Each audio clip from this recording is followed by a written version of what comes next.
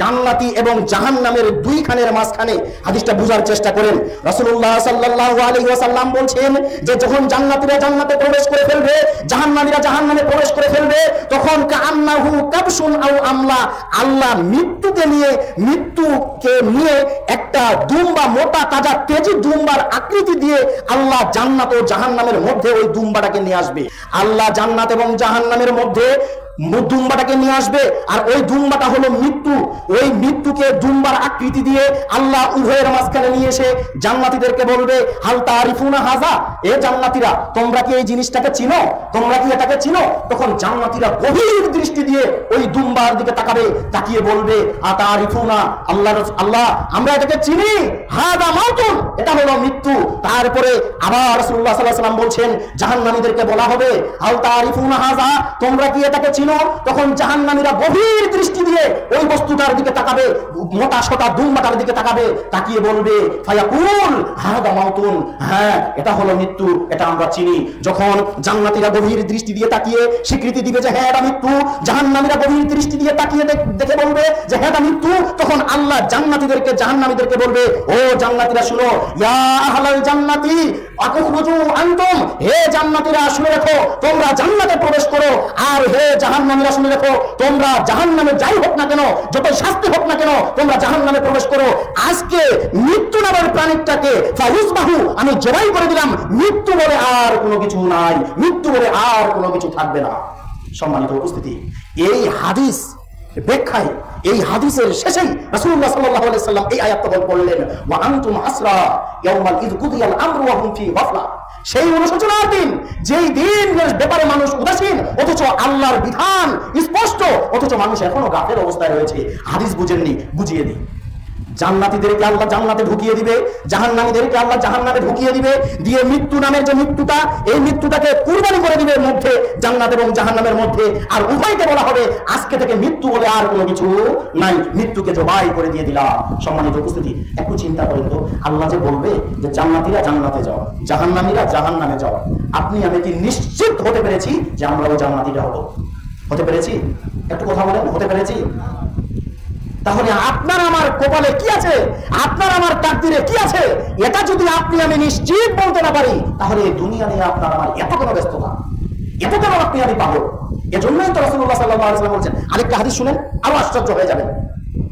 রাসূলুল্লাহ সাল্লাল্লাহু আলাইহি ওয়াসাল্লাম বলেছেন, সহিহ মুসলিমের হাদিস, রাসূলুল্লাহ সাল্লাল্লাহু আলাইহি ওয়াসাল্লাম বলেছেন, সর্বনিম্ন জান্নাতি যে ব্যক্তি হবে, সর্বনিম্ন সর্বশেষ যে ব্যক্তি জান্নাতে প্রবেশ করবে, একজন ব্যক্তিকে আল্লাহ জাহান্নাম থেকে নিয়ে সেই ব্যক্তিটা জাহান্নাম থেকে হামাগুড়ি হয়ে বের হয়ে আসবে, বের হয়ে এসে আল্লাহ বলবে, যাও ফাদখুলুল জান্নাহ, তুমি জান্নাতে প্রবেশ করো। তখন ব্যক্তিটা হামাগুড়ি দিয়ে জান্নাতের কাছে যাবে, গিয়ে জান্নাতের দিকে এইভাবে তাকাবে, তাকিয়ে দেখবে জান্নাতে আর কোনো জায়গা নেই, তার কাছে মনে হবে জান্নাতে আর কোনো জায়গা নেই। তখন ব্যক্তি অসহায় হয়ে ফিরে এসে আল্লাহকে বলবে, আল্লাহ জান্নাতে তো কোনো জায়গা নাই, আল্লাহ তুমি তো আমাকে জান্নাতে প্রবেশ করতে বললে, তুমি তো আমাকে জান্নাতে ঢুকতে বললে, কিন্তু আমি জান্নাতের কাছে গিয়ে দেখলাম যে জান্নাতে কোনো আর জায়গা নেই। তখন আল্লাহ বলবে যে জান্নাতে জায়গা আছে, যাও তুমি জান্নাতে যেয়ে প্রবেশ করো। ব্যক্তিটা আবার ঘুরে আসবে, যাওয়ার পরে জান্নাতের কাছে গিয়ে মনে হবে যে পুরো জান্নাত ভরপুর হয়ে গেছে, ফিল আপ হয়ে গেছে, কোনো জায়গা ফাঁকা নেই, আমি কোথায় ঢুকবো? আবার ব্যক্তি আল্লাহর কাছে চলে যাবে, আল্লাহর কাছে গিয়ে বলবে, আল্লাহ তুমি তোমার এই ক্ষুদ্র বান্দাটার সাথে কি তুমি ঠাট্টা করছো? ভাষাটা এইভাবে এসেছে হাদিসে। আল্লাহকে সে বলবে, আল্লাহ তুমি তোমার এই ক্ষুদ্র বান্দাটার সাথে কি ঠাট্টা করছো? আল্লাহ তুমি বললা জান্নাতে যেতে, আমি জান্নাতে গিয়ে দিচ্ছি, জান্নাতে কোনো জায়গাই নেই। তখন রাসূলুল্লাহ সাল্লাল্লাহু আলাইহি ওয়াসাল্লাম এই হাদিস বলছেন আর হাসছেন। তখন আল্লাহ বলবে ওই বান্দাকে, বান্দা শোনো, তুমি সর্বনিম্ন জান্নাতি, তোমার পরে আর কেউ জান্নাতে ঢুকবে না। আমি আল্লাহ, তুমি সর্বনিম্ন জান্নাতি, তোমার জন্য 10টা দুনিয়ার সমান যতটা জায়গা হয় ওই পরিমাণ জায়গা আমি আল্লাহ জান্নাতে করে রেখেছি। সুবহানাল্লাহ। কয়টা দুনিয়া? 10টা। কয়টা? 10টা। ওই ব্যক্তি বলছে, আল্লাহ আমি তো ক্ষুদ্র বান্দা, তুমি কি আমার সাথে ঠাট্টা করছো? আল্লাহ বলবে, তোমার সাথে আমি ঠাট্টা করছি না, 10টা দুনিয়ার সমান তোমাকে, তোমার জন্য জান্নাতে জায়গা আছে, যাও। তখন ব্যক্তি জান্নাতে চলে যাবে, জান্নাতে প্রবেশ করবে। সম্মানিত উপস্থিতি, এই হাদিস দ্বারা এটাই বুঝাতে চাচ্ছি, সর্বনিম্ন জান্নাতির যদি 10টা দুনিয়ার সমান জান্নাতি হয়, জান্নাত হয়, এত বড় জায়গা হয়, তাহলে সর্বপ্রথম যে জান্নাতে ঢুকেছে তার কি হয়েছে? চিন্তা করেন একটু। এজন্যই তো রাসূলুল্লাহ সাল্লাল্লাহু আলাইহি ওয়াসাল্লাম বলেছেন হাদিসে কুরসি, আদাতু ইবাদাতি সালিহিনা মা লা আইনুর রাত, আল্লাহ তার পুণ্যবান বান্দাদের জন্য এমন কিছু প্রস্তুত করে রেখেছে, মা লা আইনুর রাত, যার চোখ কোনোদিন দেখেনি, ওয়ালা উযুনুন সামিআত, যার কান কোনোদিন শুনেনি, ওয়ালা খাতারা আলা কলবিল বাশার, মানুষের অন্তর কোনোদিন কল্পনা করেনি যে আল্লাহ সুবহানাহু ওয়া তাআলা জান্নাত এত সুন্দর করে তার জন্য প্রস্তুত করে রেখেছে। সম্মানিত উপস্থিতি, তাহলে এই জান্নাতের জন্য আমরা পাগল না, আমরা শুধু পাগল দুনিয়া। এজন্যই বলেছিলাম যে বিষয় হলো মরিচিকার পিছনে আমরা ছুটছি। মরিচিকা চিনেন? দেখবেন অনেক দিন ধরে আপনার ঘরের জানালায় যদি রং না করেন তাহলে লোহার মধ্যে কিন্তু মরিচিকা পড়ে যায়।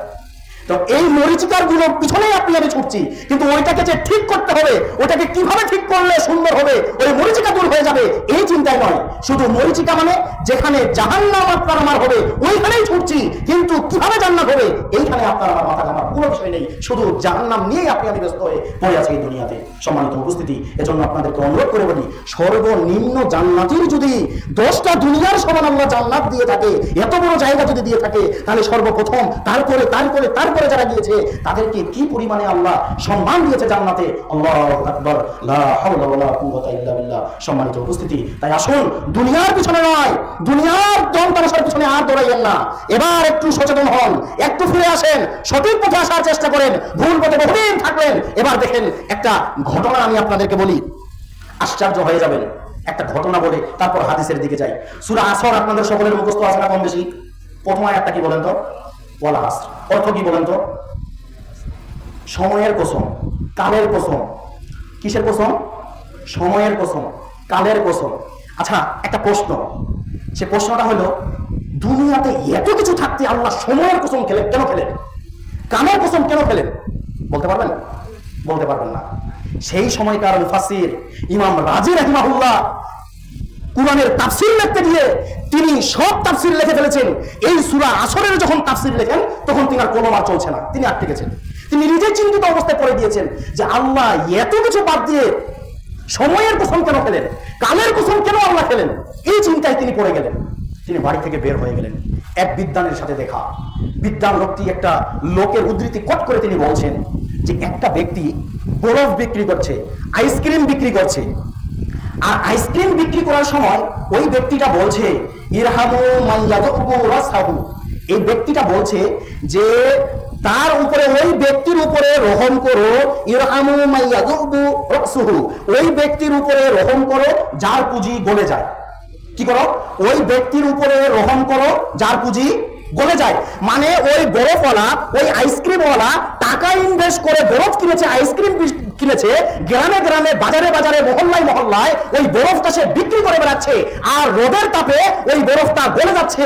আর ওই ব্যক্তি বলছে যে তোমরা সেই ব্যক্তির উপরে রহম করো যার পুঁজি গলে যাচ্ছে, তোমরা ওই ব্যক্তির উপরে রহম করো যার পুঁজি গলে যাচ্ছে। অর্থাৎ ব্যক্তিটা টাকা ইনভেস্ট করে বরফ কিনেছে, ওই বরফ বিক্রি করতে পারলে সেও বাঁচে, যে বরফ খাবে সেও বাঁচে। অর্থাৎ সেই ব্যক্তি বলছে যে বরফ গলে যাওয়ার পূর্বেই বরফ বিক্রি করতে পারলেই আমি বাঁচি। এটা শোনার সাথে সাথে ইমাম রাজি রাহিমাহুল্লাহ তিনি বলছেন আমি সূরা আসরের ব্যাখ্যা পেয়ে গেছি। কি বলছে? যে আমি সূরা আসরের ব্যাখ্যা পেয়ে গেছি। কি সূরা আসরের ব্যাখ্যা? যে ওই ব্যক্তির পুঁজি হলো কি? বরফ, আইসক্রিম। এরকম মানুষকে আল্লাহ সুবহানাহু ওয়া তাআলা দয়া করে, মায়া করে একটা পুঁজি দিয়েছেন, যেই পুঁজিটার নাম হলো হায়াত, জীবন। ঘটনা বুঝেননি? বরফওয়ালার বরফ গলে যাওয়ার পূর্বে বিক্রি করলে সে যেমন লাভবান, ঠিক ইমাম রাজি রাহিমাহুল্লাহ বলছেন যে আমি সূরা আসরের ওয়াল আসরের অর্থ পেয়ে গেছি, এর ব্যাখ্যা পেয়ে গেছি। আল্লাহ মানুষকে একটা রহম করে, দয়া করে, মায়া করে একটা জীবন দিয়েছে, একটা হায়াত দিয়েছে। কারো দিয়েছে 70 বছর। যেই দিন ব্যক্তি মায়ের পেটে 4 মাস 10 দিন হয়েছে, ওই দিন ব্যক্তি কোন দিন এক্সপায়ার ডেট হবে, 70 বছর বাঁচবে কি 50 বছর বাঁচবে কি 10 বছর বাঁচবে কি 10 দিন বাঁচবে, ওই দিন সেখানে লেখা হয়ে গিয়েছে, তার তাকদীরে লেখা হয়ে গিয়েছে। ওই দিনের পর থেকে সেকেন্ড যায়, মিনিট যায়, 60 সেকেন্ডে হয় 1 মিনিট, 60 মিনিটে হয় 1 ঘন্টা, 12 ঘন্টায় হয় 1 দিন, 24 ঘন্টায় 1 দিন 1 রাত, 7 দিনে 1 সপ্তাহ হয়, 52 সপ্তাহে 1 বছর হয়, আর 12 বছরে 1 যুগ হয়। এইভাবে আপনার জীবনে যদি আল্লাহ 70 বছর লিখে দিয়ে থাকেন, হায়াত দিয়ে থাকেন, তাহলে ওই 70 বছর থেকে আপনি যেদিন জন্ম নিয়েছেন ওই দিন থেকে 1টা সেকেন্ড চলে গিয়েছে, মানে আপনার হায়াত থেকে 1 সেকেন্ড গলে গিয়েছে। আপনার ওই দিন থেকে আজ পর্যন্ত 65 বছর হয়ে গিয়েছে, মানে 65 বছর গলে গিয়েছে। বাকি যতটুকু আছে ওইটুকু বলার আগে আপনি সংশোধন হন। এই কথাই ইমাম রাজি রাহিমাহুল্লাহ বললেন। সম্মানিত উপস্থিতি, বুঝতে পারেননি? বরফ বিক্রেতা বরফ গলে যাওয়ার পূর্বে বিক্রি করলে যেমন লাভবান, ঠিক দুনিয়ার মানুষ শুনে রাখো, ইমাম রাজি রাহিমাহুল্লাহ পৃথিবীর মানুষকে বলে দিচ্ছেন, হে পৃথিবীবাসী শুনে রাখো, আর তোমার জীবন গলে যাওয়ার পূর্বে, তোমার বড় গলে যাওয়ার পূর্বে যেমন বিক্রি করলে সে বাঁচে, তোমার জীবনটা গলে যাওয়ার পূর্বে তুমি আল্লাহর ইবাদতে মত্ত হও, তুমি আল্লাহর ইবাদতে আসো, তাহলে তুমি বাঁচবে, না হলে অন্যথায় তুমি ধরা হয়ে যাবে। একথা ইমাম রাজি রাহিমাহুল্লাহ বলেন। সম্মানিত উপস্থিতি, তাহলে আমি বুঝাতে চাচ্ছি যে আপনার আমার সময়টা, জীবনটা কি গলে যাচ্ছে না টাটকা হয়ে যাচ্ছে? অবশ্যই গলে যাচ্ছে। এই দেখলেন 2002 সাল, আজকে 2025, কাল দেখবেন 2050, এর ভিতরে কতজন চলে যাবে, কতজন থাকবে, কেউ জানি না। এজন্য আল্লাহ সুবহানাহু ওয়া তাআলা বলছেন, বিচারের মাঠে বান্দা আল্লাহকে জিজ্ঞাসা করবে, আল্লাহ কে আমাদেরকে পথভ্রষ্ট করলো?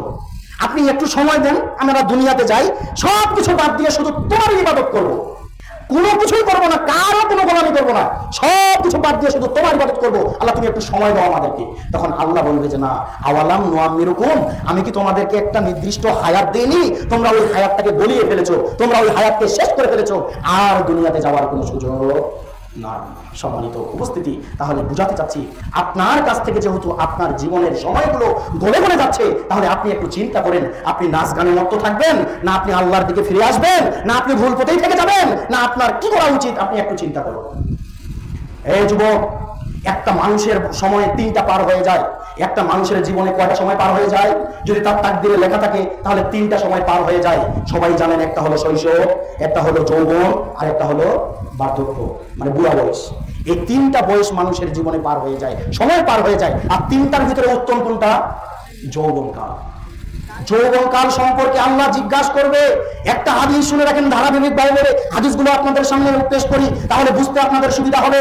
যেই দিন আবু হুরায়রা রাদিয়াল্লাহু তাআলা বলছেন, যেই দিন আল্লাহর আরশ ছাড়া, আল্লাহর আরশের ছায়া ছাড়া অন্য কোনো ছায়া থাকবে না, সাবাতুন ইউযিল্লুহুমুল্লাহু ফি যিল্লিহি ইয়াওমা লা যিল্লা ইল্লা যিল্লুহু, যেই দিন সূর্য মাথার 1 মাইল উপরে চলে আসবে, সূর্যের তাপে মানুষের মগজটা বক বক বক করে ফুটবে, সূর্যের তাপে মানুষের ঘাম হবে, কারো ঘাম হবে হাঁটু পর্যন্ত, সূর্যের তাপে কারো ঘাম হবে হাঁটু পর্যন্ত, সূর্যের তাপে কারো ঘাম হবে কানের নদী পর্যন্ত, মানুষ সূর্যের তাপে ঘামে হাবুডুবু সাঁতার কাটবে। সেই দিন আল্লাহ রাসূল সাল্লাল্লাহু আলাইহি ওয়াসাল্লাম বলছেন, সাবাতুন ইউযিল্লুহুমুল্লাহু ফি যিল্লিহি ইয়াওমা লা যিল্লা ইল্লা যিল্লু, আল্লাহ 7 শ্রেণীর বান্দাকে সেই আরশের ছায়া দিবেন, যে দিন 1 মাইল উপরে সূর্য চলে আসবে, আল্লাহর আরশের ছায়া ছাড়া অন্য কোথাও ছায়া থাকবে না। সম্মানিত উপস্থিতি, সেই দিন কি হবে একটু চিন্তা করি। আজকে একটু গরম, তাই কি অবস্থা, থাকা যাচ্ছে না, সহ্য করা যাচ্ছে না, বাস্তবে সহ্য করা যাচ্ছে না।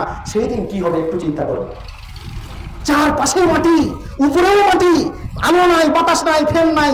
এই বছরে কেউ কেউ চিন্তা করেছি, এত কষ্ট করা যায়, যত কষ্ট হোক সামনের বছর এসি কিনবো, এই নিয়ত করে ফেলেছি। কিন্তু আপনি এসি কিনবেন, এই জন্য এখন থেকে মাসে মাসে 100 টাকা, 500 টাকা, 1000 টাকা একটা ব্যাংকে জমাচ্ছেন। আরে ওই কোমরে যেখানে অনন্তকাল থাকবেন, ওই এসি কি আপনি করেছেন? ওই এসিটা কি তৈরি করে নিয়েছেন এই দুনিয়ায়? নেননি, ওই চিন্তা আপনার হয় না। এই দুনিয়ার এসি নিয়ে আপনি আমি ব্যস্ত। এই জন্যই রাসূলুল্লাহ সাল্লাল্লাহু আলাইহি ওয়াসাল্লাম বলেছেন, যে দিন আল্লাহর আরশের ছায়া ছাড়া অন্য কোনো ছায়া থাকবে না, আল্লাহ 7 শ্রেণীর ব্যক্তিকে ওই আরশের ছায়া দিবে। তার 1 নাম্বার হচ্ছে ইমামুন আদিলুন, ন্যায় পরায়ণ শাসক। মানে বাড়ির দায়িত্বশীল হলো বাড়ির ন্যায় পরায়ণ শাসক। বাড়িকে ঠিক রাখার জন্য তাকে ঠিক করতে হবে। আর গ্রামের সর্দার, মেম্বার, চেয়ারম্যান, যার যেটা দায়িত্ব আছে, সে যার যে পরিমাণে দায়িত্ব, ওই পরিমাণে তাকে সেই শ্রোতাদেরকে ঠিক করতে হবে। সেইখানে যদি হেরফের হয়, তাহলে আল্লাহর আরশের ছায়া পাবে না। একথা মুহাম্মদ রাসূলুল্লাহ সাল্লাল্লাহু আলাইহি ওয়াসাল্লাম বলেছেন। অতএব সাবধান।